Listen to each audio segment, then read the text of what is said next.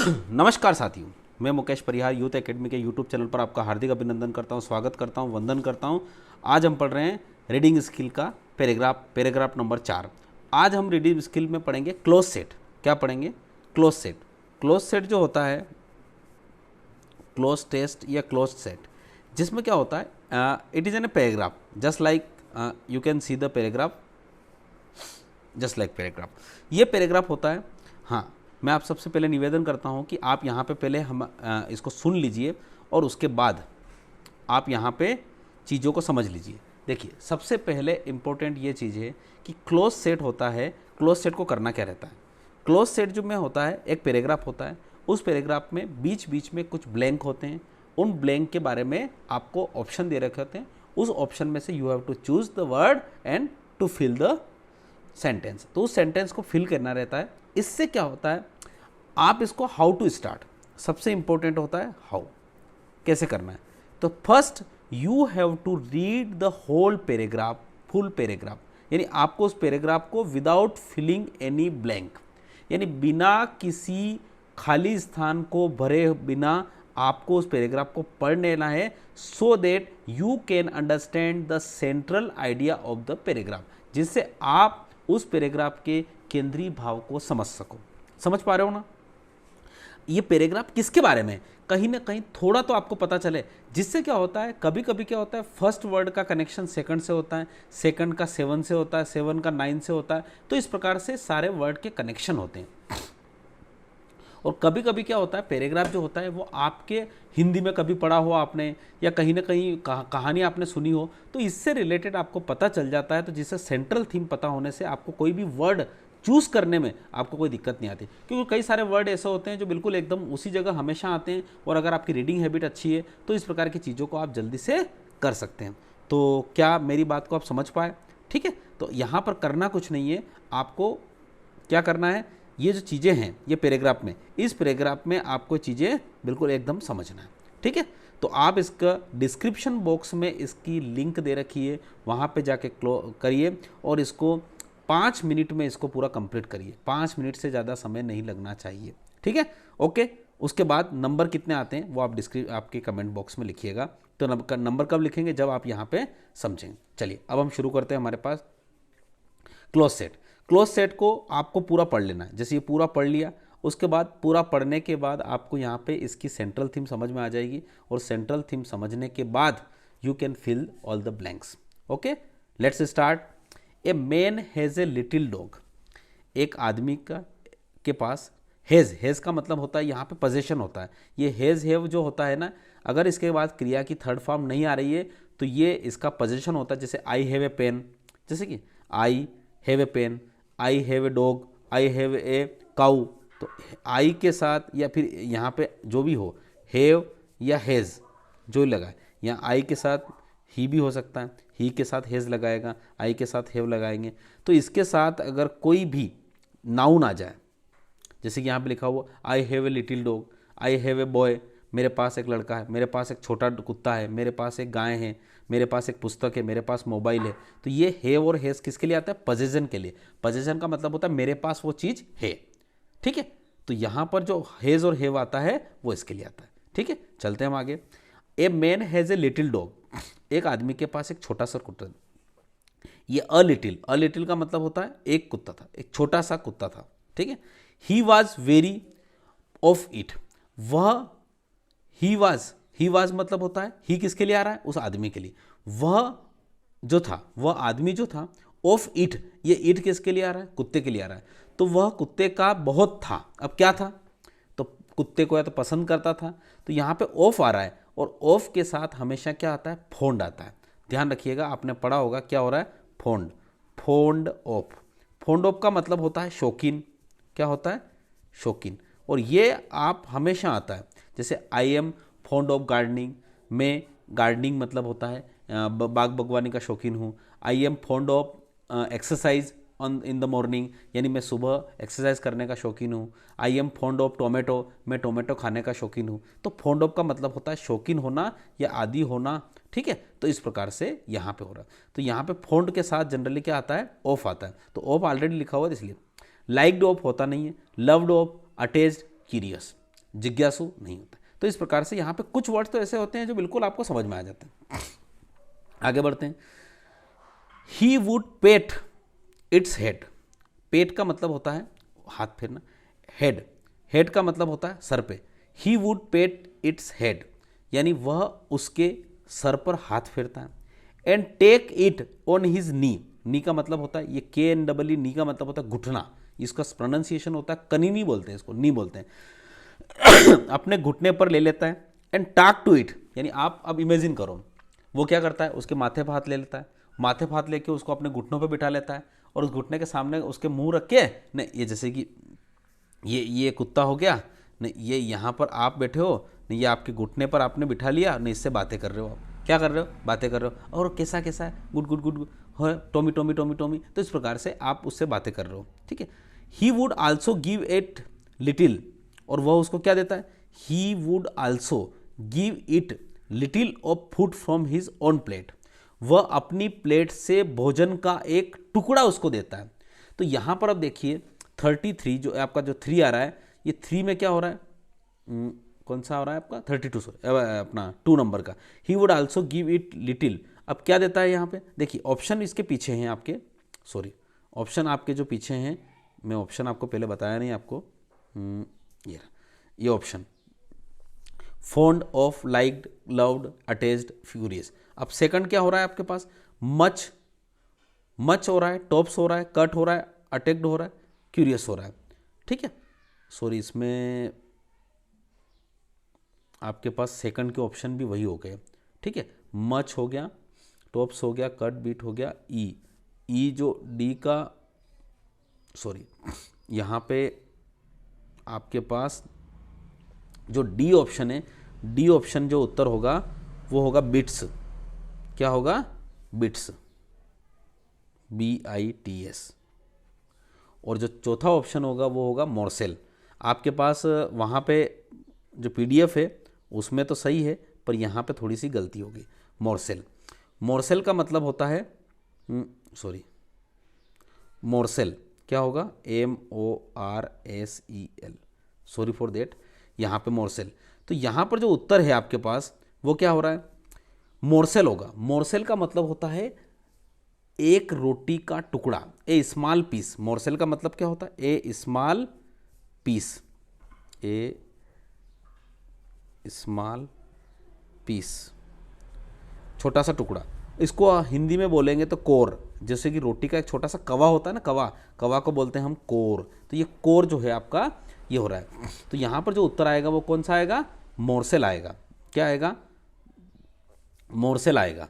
देखो यहाँ पे फिर से देखते हैं हम ये उत्तर क्या हो रहा है, टेक इट ऑन हिज नी, वो उसके क्या करता है, घुटने पे लेता है, और आल्सो गिव इट लिटिल मोरसेल यानी छोटा सा रोटी का टुकड़ा देता है, फूड का, फ्रॉम हिज ऑन प्लेट, अपने प्लेट से उसको रोटी का टुकड़ा भी दे देता है। One day a donkey looked in the window and saw the man and the dog, एक दिन डंकी ने लुकड इन, अब लुकड इन के बाद क्या आ रहा है, द विंडो यानी विंडो से उसने झांका, देखा, and saw the man and the dog, उसने उस आदमी को और उस कुत्ते को देखा। अब यहाँ पे जो आपका 3 नंबर का जो ऑप्शन है वो 3 नंबर के ऑप्शन को देखो, 4 आ रहा है, 8 आ रहा है, थ्रू आ रहा है, फॉरवर्ड आ रहा है। तो जब उसके बाद क्या होता है, उसने झांका, तो झांकना के लिए वर्ड होता है इंग्लिश में थ्रू, क्या होता है, लुक थ्रू, लुक थ्रू। तो यहाँ पर क्या होगा, लुक फॉर का मतलब होता है सर्च करना, लुक एट का मतलब होता है देखना, और लुक थ्रू का मतलब होता है किसी चीज़ को झांकना, देखना। लुक फॉरवर्ड का मतलब होता है आगे की तरफ बढ़ना, और सो कुछ होता नहीं है। तो इस प्रकार से यहाँ पर जो उत्तर आएगा वो क्या होगा, लुक थ्रू, लुक थ्रू। तो लुक थ्रू का मतलब वहाँ पे देखना। तो इस प्रकार से one day donkey looked in through the window, यानी थ्रू द विंडो का मतलब होता है झांक, उसने क्या किया, खिड़की से झांका और देखा कि किसको देखा, और आदमी को और उस कुत्ते को। Why does he not make a pet of me, वह मुझे पालतू क्यों नहीं बनाता है। Though the donkey it is not fair, यद्यपि though thought the Dunki, sorry दो नहीं है, थॉट द डंकी यानी डंकी ने ऐसा सोचा।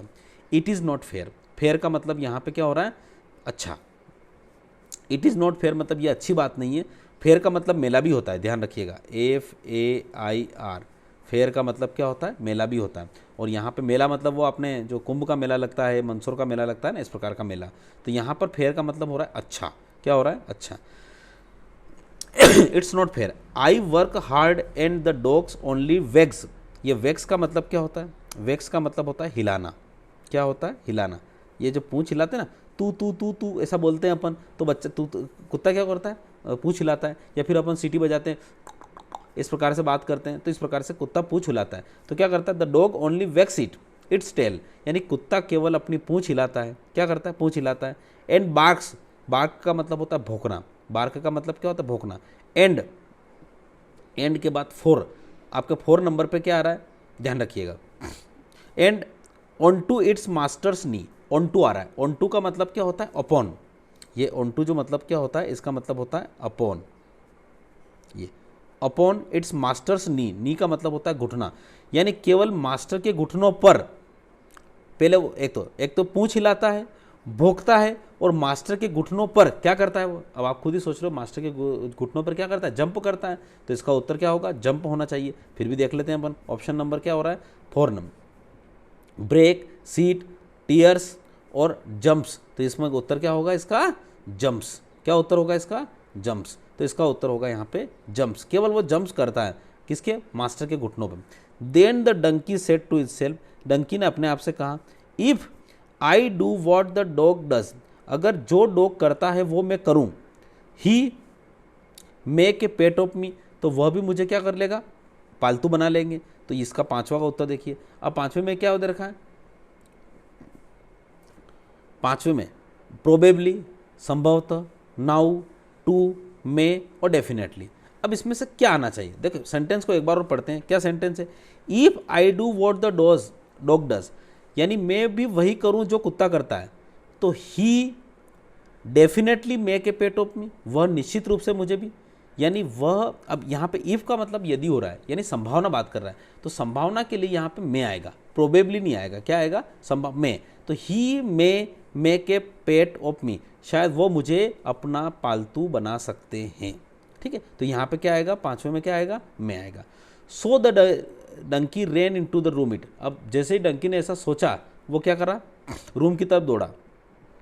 ईट, अब उसके बाद 6 में क्या हो रहा है, आपको पता है डंकी जो करता है, एंड इट, देखो कुत्ता क्या करता है, भौंकता है। तो भौंकना के लिए इंग्लिश में क्या होता है, बार्क होता है। क्या होता है, बार्क होता है। और उसके बाद यहाँ पर आया कौन सा, गधा, डंकी आया, तो डंका क्या करता है, ब्रे करता है, ब्रे, BRAY, ब्रे। डंकी की आवाज़ करने की जो आवाज़ होती है, ऊँ करके जो जोर जोर से आवाज़ करता है, उसको बोलते हैं ब्रे। क्या बोलते हैं, ब्रे। तो यहाँ पर जो आना चाहिए वो ब्रे आना चाहिए। फिर भी आप ऑप्शन में देख लीजिए क्या ऑप्शन बोल रहा है उसका, आपका जो क्वेश्चन नंबर कौन सा हो रहा है, 6, डांस्ड, यानी वो ब्रेड, म्यूड, म्यूड मतलब ये जो अपनी बिल्ली होती है वो करती है, लेफ्ट मतलब रवाना हो गया, बम्प्ड, बम्प्ड भी नहीं। तो यहाँ पर जो उत्तर आएगा ब्रे आएगा। तो so the donkey ran into the room और ईट ब्रेड, ब्रेड का BRAYED, ब्रेड का मतलब होता है उसने वो जोर जोर से अपनी आवाज़ निकालने लग गया, लाउडली, एज इट कुड, जितना वो कर सकता था। इट वेग्ड, वेग्ड का मतलब क्या हो रहा है, देखो 3 चीज़ें कर रहा था, पूंछ हिलाना, ठीक है, कुत्ता क्या करता था, पूंछ हिलाना, उसके बाद क्या करता था, पूंछ हिलाना, उसके बाद जोर से आवाज़ करना मतलब भौंकना, और उसके बाद उसके मास्टर के घुटनों पर चढ़ जाना। तो यहाँ पर क्या हुआ, पहले तो वो ब्रेक किया, और उसके बाद उसने भी अपनी पूंछ हिलाई, टेल सो हार्ड, अब उसकी पूंछ जो इतनी लंबी थी वो जोर से हिलाई उसने, good good good good good good. तो ये डेट इट, अब जोर से हिलाई तो क्या होगा, over a jar on the table, यानी इसका मतलब होता है टेबल पे एक जार पड़ा हुआ था, वो डेफिनेटली नीचे गिर गया होगा। तो इसका 7 का उत्तर क्या होना चाहिए, ड्रॉप, पुल, ड्रैग्ड, पिक्ड, नॉक्ड। तो इसका क्या होना चाहिए, आप खुद सोचिए क्या होना चाहिए इसका, है नॉक्ड ऑफ या नॉक्ड ओवर, क्योंकि ओवर आ रहा है, नॉक्ड ओवर। तो नॉक्ड ओवर का मतलब जो होता है वो होता है फेल, फेल, फेल का मतलब होता है गिरना। क्या होता है, गिरना। तो यानी क्या होता है, यहाँ पर जो चीज़ें हुई है वो क्या हो गई, गिर गई। क्या गिर गई, तो यहाँ पे जो लिखा है इसमें, hard that it knocked over a jar on the table, उसने क्या करिए, जार, टेबल पे जो जार पड़ा था उसको ज़मीन पर गिरा दिया। Then it tried to climb onto its master's knee, और वो क्या करने लग गया, मास्टर के घुटनों पर चढ़ने लग गया। क्लाइंब का मतलब चढ़ने लग गया, क्योंकि जो चीज़ें कुत्ते ने 3 चीज़ें करी थी, भौंकना, पूंछ हिलाना और मास्टर के घुटनों पर चढ़ना। The master thought the donkey was, अब मास्टर ने क्या सोचा कि डंकी क्या हो गया, पागल हो गया, पागल ही हो गया, ये आ गया। तो यहाँ पे कौन सा उत्तर आएगा, 8 का उत्तर क्या आएगा, मेड आएगा। क्या आएगा 8 का उत्तर, मेड, मतलब डंकी क्या हो गया, पागल हो गया। अब हम आगे बढ़ते हैं, तो यहाँ पे एंड डंकी वाज में एंड शाउटेड, और जो चिल्लाया हेल्प हेल्प। अब उसको मास्टर को लगना कि मेरे ऊपर तो नहीं चढ़ जाएगा कहीं। Man came running in with sticks, वहाँ पे दौड़ते हुए लोग आए। स्टिक्स, स्टिक्स का मतलब होता है छड़िया या लठ लेके। एंड 9 में क्या हो रहा है, 9 आपका जो हो रहा है, drove it back to the field. Drove का मतलब होता है उसको भगा देना वहाँ से, क्योंकि उसने फील्ड बोला है, अगर वहीं पे मारते तो बिट्स लिखते। तो यहाँ पे क्या लिखा हुआ है, 9 में होगा बिट्स, आउट, अवे, सेंड या ड्रोव आउट। ड्रोव आउट का मतलब होता है drove it back to the field, यानी उसने खेत पे लौटा दिया। I only did what the does, I only did, मैंने वही किया जो मैं कर सकता था। यानी उसने क्या कहा, गधा क्या सोच रहा है, यार मैंने तो वही किया जो कुत्ता कर सकता था। Said the donkey and yet, 10 का क्या होना चाहिए, देखो पीछे देख लीजिए आप, कोई दिक्कत नहीं। यट मतलब होता फिर भी, सो, दस, बिकॉज, दो, यानी यहाँ पे यट मतलब क्या होगा, फिर भी। Make a pet of the dog and they beat me with sticks, तो भी मैंने तो वही किया जो कुत्ते ने किया, पर फिर भी उनको, कुत्ते को उन्होंने क्या किया, पालतू रखा, परंतु मुझे क्या किया, स्टिक्स मतलब पीटा। इट्स नॉट फेयर, ये अच्छी बात नहीं। तो इस प्रकार से हमारे पास यहाँ पे क्लोज सेट के 10 क्वेश्चन हुए। देखिए, किसी भी चीज़ को पढ़ने के लिए इंग्लिश को समझने के लिए आपको यहाँ पे रीडिंग हैबिट, ग्रामेट्रिकल और वोकेबलरी, ये सारी चीज़ों की ज़रूरत होती है। केवल एक एस्पेक्ट से आप पढ़ नहीं सकते, केवल ग्रामर से आप क्लोज सेट सॉल्व नहीं कर सकते, केवल आप रीडिंग हैबिट से क्लोज सेट सॉल्व नहीं कर सकते, सभी का समावेश होगा तभी क्लोज सेट हो सकता है। ठीक है, तो मैं आशा करता हूँ कि ये चीज़ समझ में आई होगी, और ये 10 क्वेश्चन आपके जितने भी नंबर आए हों, उन नंबर को आप अपने किस में, आप अपने उसमें लिखिए। किस में लिखेंगे, आप अपने कमेंट बॉक्स में लिखिए, और आपको ये पैराग्राफ किस प्रकार से लग रहा है, अच्छा लग रहा हो तो बताइए, और इस प्रकार की चीज़ों को अगर आगे जारी रखना हो तो भी हमें बताइए। ठीक है, तो बहुत बहुत धन्यवाद, थैंक यू सो मच, जय हिंद, जय भारत।